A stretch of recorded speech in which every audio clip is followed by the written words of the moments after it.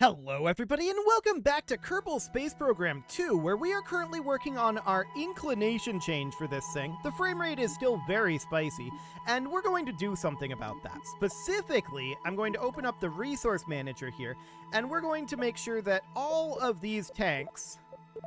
I don't know why this one is over here. Okay, this is bugged. I'm going to reload this.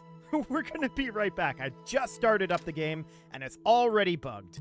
Amazing. Okay, so here's the game reloaded, and hopefully the resource manager isn't broken this time.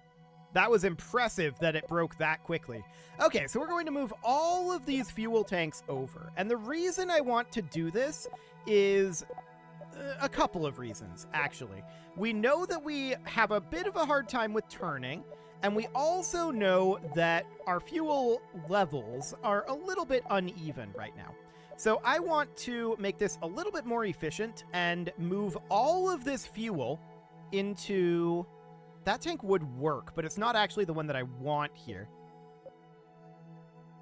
Where are you? It's in here somewhere. I want to move it into the bottom center tank. This one. Perfect. So we want to mark this as in. It automatically marks everything else as out. And we hit the start button. Excellent. So that will move all of this fuel over into this central pylon, like that. And now all of these outside of the center are just dead weight. Hang on, was that the central pylon? Was that the central pylon? Let's double check that. Nope. Okay. Yeah, all of this fuel is going to need to move elsewhere. Specifically, here. Okay. Let's move that fuel right on over. Right into that central pylon. There we go. So that'll be fine for now. And what I want to do now is I want to go around and get rid of all of these outer pylons. So we have to manually stage this. This was not set up for doing this, although it should have been. And we're going to decouple these like so. So I want to get rid of this one. And then this one. And this is going to help our frame rate significantly. So we're going to... There we go. We're going to open up this decoupler, then this decoupler. This will also help our turning rate extremely significantly. Are these actually moving? I'm not sure if the engine fairings are moving, but they probably will eventually. So we're going to continue to get rid of these. This one as well. And I think that's all of them, actually. That should be it. So now we've just got this central pylon. It's got a little bit of fuel left in it, and that should allow us to turn much more easily, in theory. But what I want to do now is I'm going to quick save in case anything breaks horribly, which is a distinct possibility. And now we're going to head back to the tracking station, because I want to untrack all of that debris. That will help our performance a lot. So that'll be great. Back to the tracking station we go. Eventually it will load in. And yeah, you can see all of this debris here. I want to get rid of all of it. So, as we get rid of this debris, performance will steadily increase. There is a lot of debris here, no doubt about that. But anything marked as debris should be cleaned up at this point. So we've got the two fly-safe 16s. That is not at all confusing. I like it. And we are just going to get rid of all of this debris, which, again, will dramatically help our performance. Okay, so... next, we're, of course, going to need to try to dock these up. But once all this is cleaned up, we should be able to turn much more easily. So let's go back to flying our fly-safe 16. And you can see this is now much cleaner, and the frame rate is better. I'm not going to call it good, but it is better. And we're definitely turning at a much higher rate now, too. That's, of course, because we lost all of this dead mass. We don't need the thrust anymore, so this is fine. This is currently claiming this is going to be 4,600 meters per second. I'm not sure that I believe it, that it's going to be 4,600 meters per second. That would be nice. Also, I don't know why this is claiming our relative velocity is this high. It's probably because we're in wildly different orbits right now, though. So currently, our target position is here. Yeah, it's close to its periapsis, and we are just very far apart from it. So it's going this direction, and we're going this direction, and that's probably why it thinks that the relative velocity is as high as it is, but it really isn't that high. So after this inclination change, I'd like to go to our periapsis and boost our apoapsis and have our rendezvous happen up here. I don't know how that lineup is going to go. We will see. Are we still turning? We are, and we're turning at a decent speed, but it's not quite as fast as I would like, that's for sure. But the performance is significantly improved. Again, it's not good, but it is better, and that's something anyway. But yeah, all of those vectors definitely seem to really tank the performance. So that is noted, but there's not really a better way of lifting with how weak Mammoth 2s are. We're just better off with vectors in basically every situation, so we're just going to have to deal with it. The good news is we're not going to have to do this too much more frequently. In theory, I'm hoping that this will get us to where we want to go, and if not, we should be able to bring up a secondary one of these, and I would probably replace the central pylon with another hydrogen setup or something in order to get it to its destination. I don't know. We'd have to think about that. We might just burn the hydrogen and just do it that way. But we shouldn't have to do too much more of these massive amounts of vectors, and that, to be clear, is probably the issue with the actual lander's performance as well. So that is noted, but we are just turning our way over here, and everything is looking good. We can see we've got plenty of electric charge flow in order to run this, so we're hoping that this will be net positive for the electric charge for the overall vehicle. That would be nice. And this will, of course, be adding quite a lot of additional torque to turn the vehicle, but actually it's not going to be that much. And I'm wondering if we're going to be seeing some wobbliness from this joint. If we do, there's nothing we can do about it. Kerbal construction doesn't exist in KSP2, so we can't attach additional struts if we wanted to. So hopefully it'll be reasonably strong. That's basically the only thing we can say about it. We are nearly done with this turn, and we're certainly making some progress on it. Keep in mind, there's still a lot of mass in all of this, and once we jettison this bit, that will be very good. But again, we would have been far better off running fuel lines from the outside pylons to this pylon, and ditching these as soon as they run out of fuel. That would have been a far better way to do it.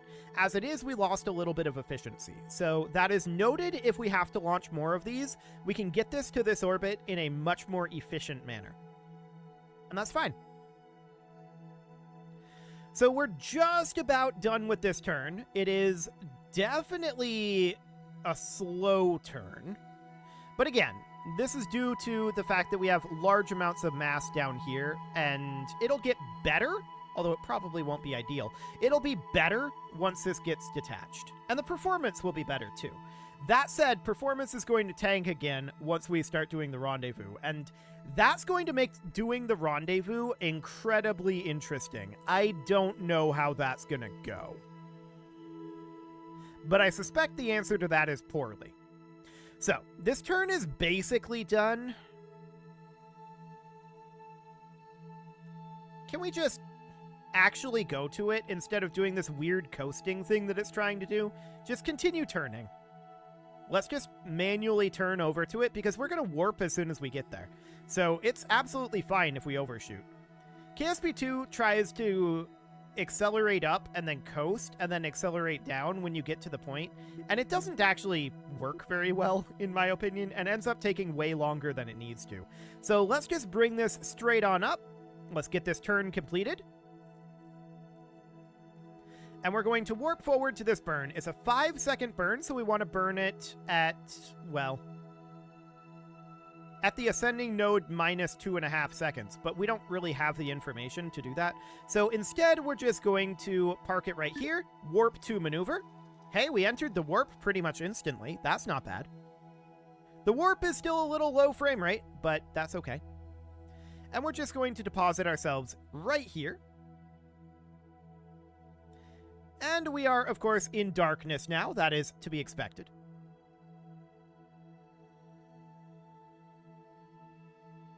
Okay, we're about 2 minutes away from this burn. And we'll see just how much Delta V we actually have in this. I don't think it's 4,670. I think that's a lie. I think that is a horrible lie. And we'll see how much it actually is. Okay, so let's warp forward a little further here. We're at 25 seconds away. 20. 10. And 5. 4. Okay, these are definitely not real seconds. That's for sure. 3. 2. 1. Mark. Okay, so let's just get our inclination changed here. Helpfully, our maneuver node isn't showing how much progress we have on this. So we're just going to have to get rid of the maneuver node, and we're just going to have to watch this descending node. That is very helpful indeed. Okay. So I'm watching this number here. And I want to be in orbital mode here. I'm watching this number. Yeah, this is definitely fake. This is definitely fake. Okay, so that's good to know. And we're just going to continue to burn here for a while. We're at minus 2.2, minus 2.1, minus 2.0. So we know this is going to take a little bit of time, but that is absolutely fine. I just want to get this inclination correct. And then we'll see about pushing up our periapsis. Our thrust to weight is going to be fairly low. I think that's... Well, we don't really have a good information on our orbital velocity here because we're doing a normal burn, or, well, an anti-normal burn, but that's fine. That's absolutely fine. So we're at 1.3 degrees off at this point. And we'll just continue to burn here for now. 1.2 degrees off, 1.1, 1.0, 0.9, 0.8, and this is definitely making good progress. 0.7, 0.6, 0.5. It's starting to move quite a lot, so we're going to lose efficiency here. But we are currently down to 0.3. We'll see what our peak efficiency is. 0.2. Yeah, we're definitely losing efficiency here. This is probably about the best we're going to get. Okay, so let's leave it there for now. And at the... Well, not at the apoapsis, but about here. I want to create a maneuver plan, and this is going to be a pro-grade burn, with us pushing this right on out. And the question is, when is this burn actually going to happen? Well, we can see here our relative positions. So I think we're going to need to do this after an orbit. Let's get rid of this maneuver. There we go. And let's warp our way around to here. So we're going to give this an orbit. This is going to be kind of slow, it seems. I guess that's not terrible on the speed, but it isn't great by any means. You know what? Let's come out of this, and let's get that inclination fixed while we're, like, right here. So, I don't want time to be paused. Can we not lerp that warp, please? That would be really, really nice. Oh, well. Let's commence this burn. It's coming towards us here, so I guess that's reasonably fine. Oh, it's going up? We need to go the other direction. So we'd have to come around to the ascending node here. Let's go ahead and warp here. And that'll be fine for now. Okay, so around we go. And eventually we will arrive at this ascending node, and then we'll try another rendezvous here, although this one is kind of close. But there would be a lot of relative speed differential there. 706 meters per second. Yeah, that's definitely noted. Okay. So, we're going to commence a burn here. This should be pushing away from us now. 2, 1. I'm going to call that good enough. Okay, now we're going to want to make our way around towards prograde, but that's going to change on us. So the next question is, as we come around here, where are we going to be in terms of a maneuver plan? Because again, I would like to rendezvous at the apoapsis up here. So if we did this is actually pretty close. We can probably change our timing here and just go with this. So if we were to burn it out over this direction, yeah, it would need to be about here.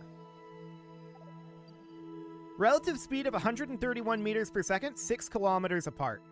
That sounds good. Let's align to that maneuver node. That's going to take a little while to turn to, for sure.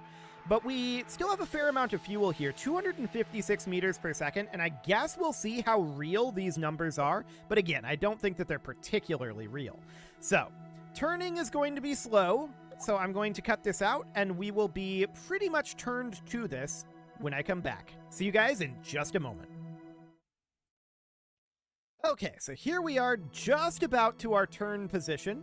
And let's warp forward as soon as we arrive there, which will be right about now-ish. That should do. Okay. We can see our target velocity is much more reasonable at this point. No doubt about that. And we're just going to advance forward a few minutes here. We're back on the dark side, but our rendezvous should be in the light side, so it should be fairly easy to see, in theory, what we've got going on here. So we're about 1 minute away right now. Now about 30 seconds. Okay, let's warp forward a little further than this.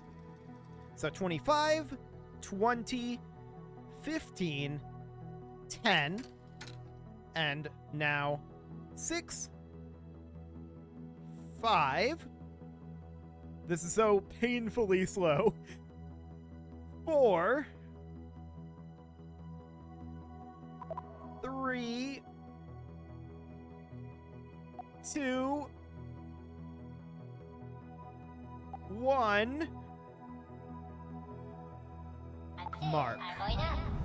Okay, commencing the burn. So you can see here that our speed to, our target relative velocity is actually going up. This is not surprising. We don't really need to be in target velocity mode right now. We're just working on pushing our apoapsis out to this target position. So that'll be fine. And we just want to get ourselves close enough for right now. I'm not sure if we're going to have this entire burn done on these vectors. We might, but we also might not. Let's go into orbital mode here real quick. I want to see how quickly this is going up.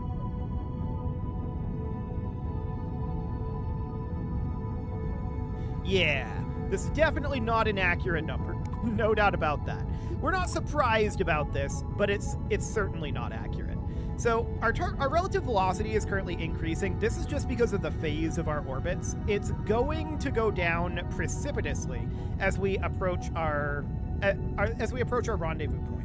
Down to 100 and some. And then we're just going to kill the relative velocity, and then we'll start doing get closer burns, I think. I'm not going to try anything fancy with this frame rate and this turn rate, so we're just going to play it very safe as we do this docking. Things are going to be not super spicy, but a little bit spicy, I think. So let's just get ourselves accelerated up to that apoapsis being somewhere around 500 kilometers. And then our relative speed differential here we know was going to be, according to the game, 131 meters per second relative differential. We'll see if that's real. I'm hoping, ideally, that we're able to get fully docked up still on this power, but I kind of doubt that, to be honest. I'm just looking at our fuel drain and I'm thinking, I don't know about that one. It's probably going to be a bit spicy. We've still got another 26 seconds of burn here just to get this done. We're kind of going to be lucky just to get this big burn finished. But, I mean, this is a decent amount of DV. It's not necessarily surprising. And this is claiming that we have 11,000 DV in this. I'm not sure how true that is. It might be true. It also might not. It's very hard to say. But for the time being, let's just get our Apoapsis up to... It's going to end up being like 500-ish, I think. What is that Apoapsis target? 504? Sure. So we're just going to continue to push on through here, and then we're going to have to do a braking burn once we get up here. We could try to do some fancy steering to get closer, but honestly, we're only going to be 6 kilometers apart based on the current projections if we hit this perfectly, which we're not going to do. It's going to be slightly different, but that's not too bad. Yeah, we're definitely running out of fuel in this tank. So this is getting us through the majority of this burn, but not all of it. Understood. Okay, we're going to light up our nuclear engines here in just a moment. So the last little bit of this is going to be on nuclear. That's understood. Okay, we're out of fuel there. Let's get rid of it. And then let's light up our nuclear engines. This is now... Well, it was briefly claiming 30,000. Now it's claiming 22,000, and that might actually be accurate. Okay, let's just burn very gently for right now. I'm not sure how close we are. Okay, relative speed of 145. Let's just burn incredibly gently here. This is claiming a relative, or rather a distance from target of 3.7 kilometers. I think that's reasonably fine. So I'm going to quick save here, and we're going to head back to the tracking station real quick, because we know we want to get rid of this debris. That will improve performance. There we go. Now we're going to fly the FlySafe 16 again, and without that debris there, performance will be somewhat increased. So, we're going to want to be in target retrograde. I'm going to move us to here. So we're going to warp up to there. And that looks okay. We know that this is going to be a relative speed differential of 137 meters per second. And we're going to want to be at retrograde here. So I want to... This is why I warped here. Ooh. That's getting spicy on the frame rate.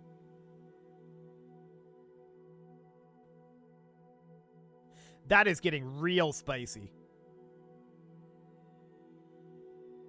Okay. Are we close enough to see the other vehicle? That's probably what's happening here. This is some interesting frame rate for sure.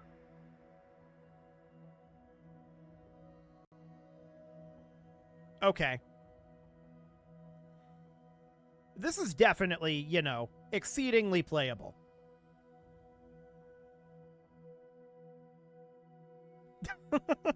This is measured in seconds per frame at this point.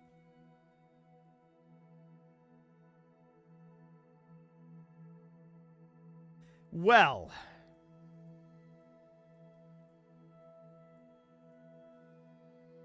That's exciting stuff. Let's try pausing this. And once it gets caught up enough to pause it, we'll see what that frame rate is like. Okay.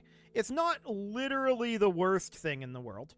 Now, where would we be expecting this to be? Actually, towards Kerbal. Okay, so we can see it's currently 27 kilometers away. I would not expect it to be physics loaded at this point. KSP-1 loaded it in when it got to, like, within 2 kilometers. But this is definitely... Well, it's better now. I'm not going to call it good, but it is better. Well, it is about time to put a cut in here, so I'm going to go ahead and do that, and next episode, we will have this turn completed, and we're going to be in position for this braking burn. Honestly, I'm currently questioning the viability of doing this mission at this performance level. We'll see if we're able to get any more performance out of it via game restarts and things like that. I don't know. If it's going to be like this long term, it's going to be rough. But we'll see. You can leave your offerings to the engagement gods in the form of likes, comments, subscribes, and bell ringings, and a very special thank you to all of the channel members for making this video possible, including ALS Gamer, Atala, Ali Lead, Dark Horse, Xenocyte, Upper Cumberland Gamers, Nick Smarty, Dimitri H, Punching the Microphone, The Lounge STL, Kentogan, and all the rest. And of course, you. Thank you for watching. If you'd like to support the channel, you can click the join button down below the video, and as always, I will see you all next time.